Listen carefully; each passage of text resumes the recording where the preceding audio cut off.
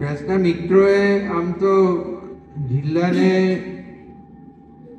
દિશા આપવા માટે ખૂબ સારો પ્રયત્ન મહેનત કરે છે અને મહેનત કરતા રહેશે.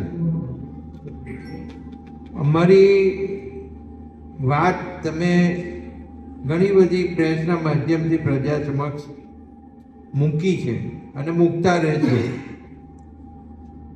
પણ આપણે પ્રજાના પ્રશ્નોને વાચા આપવાની છે અને પ્રજાના પ્રશ્નોને વાચા આપવા માટે આપણે પહેલાં જોવું જોઈએ કે આ પ્રજાનો પ્રશ્ન છે પણ કેટલા અંશે વ્યાજબી પ્રશ્ન છે, એ પહેલું આપણે જોવું જોઈએ. કારણ કે અનુભવના આધારે કહું કે અમુક એવી રીતે આમ તૂટી પડતા હોય છે ને કે અંદર કંઈ તથ્ય હોય જ નહીં અને સાચી વાત ઉજાગર કરવાની જગ્યાએ કંઈક આપણે ઊંધી દિશામાં જતા હોય ને એવું લાગે. એટલે એવી બધી વાતો થોડીક આપણે માપે રાખવી જોઈએ. કરાય ના કરાય એવું નહીં, કારણ કે તમારે એનું ગેઇન લેવાનું હોય, કારણ કે પેપર ચલાવવાનું હોય, કોઈને પોતાની ચેનલ ચલાવવાની હોય, એટલે તમે બધું કરતા જ હો અને એના માટે કંઈક એવું પણ કરતા હો જેનાથી વિપરીત અસર પ્રજામાનસ ઉપર પડે. અને એ જ્યારે વિપરીત અસર પ્રજામાનસ ઉપર પડે ને તો ઘણીવાર શું થાય, એના બહુ અનર્થો થતા હોય અને અનર્થ થાય એની જગ્યાએ પ્રજામાં એક એવો ભાવ ઊભો થઈ જાય ને એના કારણે સરકારને મુશ્કેલી થાય અને ખરેખર પ્રજાને સાચી વાત ખબર ના હોય ને એને પરિણામ ના મળે. આ બે વસ્તુ છે. એટલે આપણે ખૂબ ચીવટપૂર્વક ધ્યાનપૂર્વક આપણે કામ કરવું જોઈએ. આખરે તો આપણે બધા એક જ છે, અમે પોલિટિશિયન હોય તો અમે પ્રજાના કામ માટે જ ચૂંટાયેલા, એટલે અમારે તો પ્રજાના કામનું રિપ્રેઝન્ટેશન ઉપર સરકારમાં કરીને અમે બનતી કાર્યવાહીથી અમારે જે કામ કરાવવાનું હોય એ કરાવતા જ હોઈએ. આ સોલંકીજી આપણે આવ્યા 10 મહિના ઉપર સમય થઈ ગયો. કોર્પોરેશનના હવે કામો છે ને જે પાઇપલાઇનમાં હતા એ હવે બધા દેખાવાના શરૂ થશે અને એ દેખાવાના શરૂ થશે ત્યાં સુધી ઇલેક્શન તો આવી જશે. પણ અમારી કોશિશ એવી ખરી, મેં એમને નજીકથી જોઈ લીધા, એમણે મને નજીકથી જોઈ લીધા, તો અમારા વિચારો લગભગ સરખા આવે છે. ડેવલપમેન્ટના કામો માટેના જ વિચારો હોય, પ્રજાને શું આપી શકીએ એ જ વિચારતા હોય, બીજો કોઈ વિચાર જ નહીં આવતો. એટલે રોજ કંઈકનું કંઈક નવું ને નવું અમે નડિયાદને શું આપીએ, જિલ્લાને શું આપીએ, સરકારમાંથી શું લાવીએ, આ બધા સતત અમારા મગજમાં વિચારો ચાલતા જ હોય અને એનું મનોમંથન અમે કરતા જ હોઈએ. અને એટલા માટે જ મને તો 6 ટર્મ થઈ ગઈ અને 6 ટર્મથી પ્રજા મને સતત ચૂંટતી આવી અને એમાં તમારો પણ હિસ્સો છે, ઘણો મોટો હિસ્સો છે. અને તમે જે મીડિયાથી પ્રજાને તમે જે આપ્યું એના કારણે મને જીતવામાં દરેક વખત મારો લીડ વધતો જ ગયો. આ વખતે તો 54,000 મતે હું જીત્યો. એટલે એ બધું તમને આભારી છે, એમાં તમારો હિસ્સો ખરો. અને હું માનું છું કે આવી રીતના આપણે જો પોઝિટિવ ચાલીએ અને સરકારના જે પ્રોગ્રામ્સ છે કે જે યોજનાઓ છે એ ખાસ કરીને તમારે એક દિવસ એવો રાખવો જોઈએ કે તમે સરકારની જેટલી યોજનાઓ છે ને એના વિશે છેક પ્રજાને છેક ડીપલી માહિતી પહોંચે ને એવું કરવું જોઈએ. તો એનાથી પ્રજાને ફાયદો થશે. આખરે તો તમે પ્રજાને ફાયદો થાય એવા જ કામ કરવાના. પંકજભાઈ દેસાઈ સાહેબ આપણા વતી કેટલીક ખૂબ જ ચિંતા અને ચિંતન સાથેની વાતો કરીને ગયા, કારણ કે આપણે સ્થાનિક પત્રકારો છે. ભ્રમિત અને ખોટી માહિતી વચ્ચે પત્રકારત્વની વિશ્વસનીયતા કેવી રીતે ટકી રહે,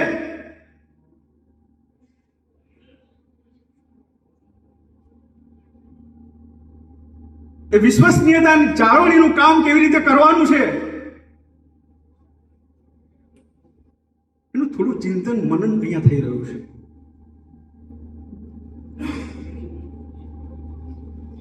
આજનો આ વિષય નથી. આજે એની ચિંતા એટલા માટે કરવી પડે છે કે ફોર્થ એસ્ટેટ, ચોથી જાગીરનું જેટલો વ્યાપ વધ્યો છે એટલી એની જવાબદારી પણ વધી છે.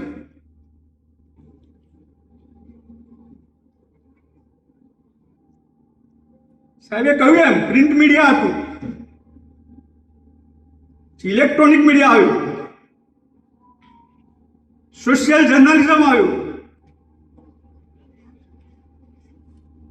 વેબ જર્નલિઝમ,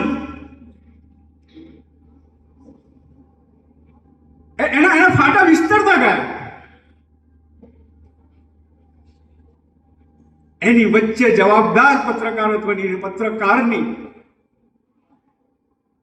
એના અસ્તિત્વની સ્ટ્રગલ ફોર સર્વાઈવલ,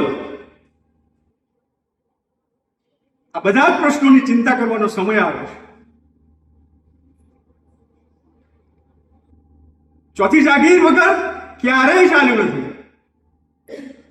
નેવર. એટલે જ્યારે જવાબદારી બધી હોય ત્યારે આપણે એના આવનારા ભવિષ્ય વિશેની પણ ચિંતા કરવી. ખૂબ જ હાથવગું સાધન થયું છે બધું. મારા કેટલાય પ્રિન્ટ મીડિયાના મિત્રો અહીંયા મોજૂદ છે. આજથી 10-1 દાયકા પહેલા આપણે જોઈએ કોઈ ઘટના બને, આપણને ખબર હોય, પણ જ્યાં સુધી પોલીસ ફરિયાદ એના રેકોર્ડ પણ ન નોંધાય ત્યાં સુધી આપણે ઘટના મોકલી નતા શકતા. બધું જ જાણતા હોવા છતાં પોલીસ ઓથેન્ટિસિટીને પૂછીએ કે આમાં ફરિયાદ નોંધાઈ છે, કદાચ એ દિવસો જતા રહ્યા. Those days are gone.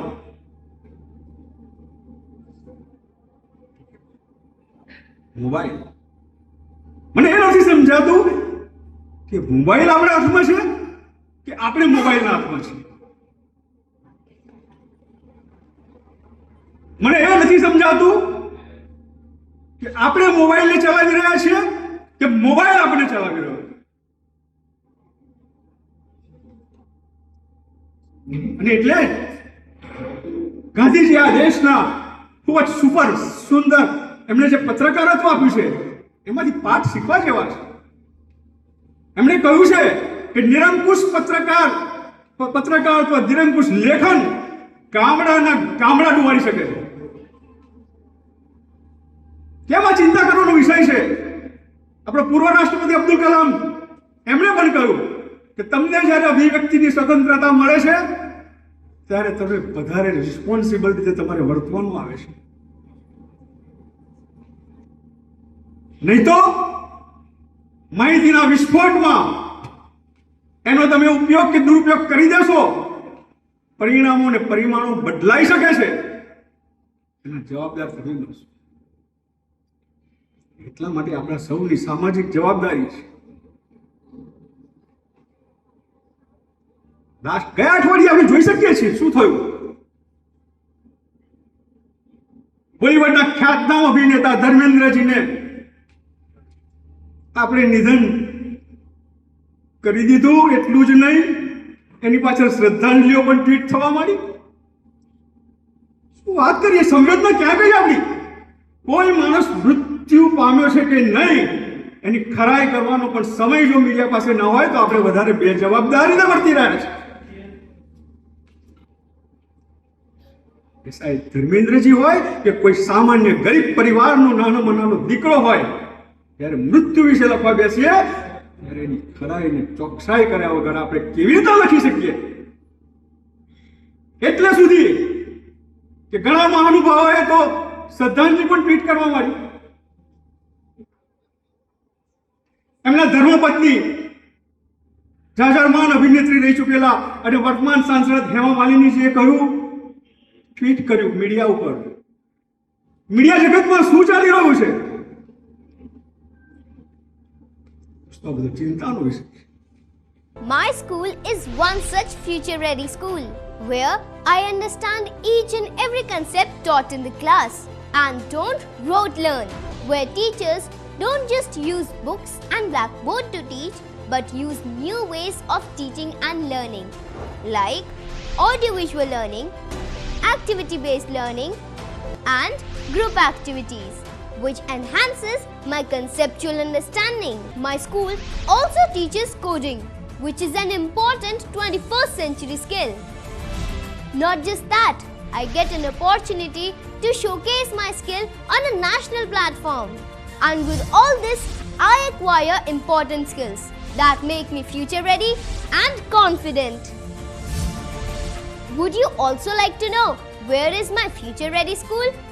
Visit now and see for yourself.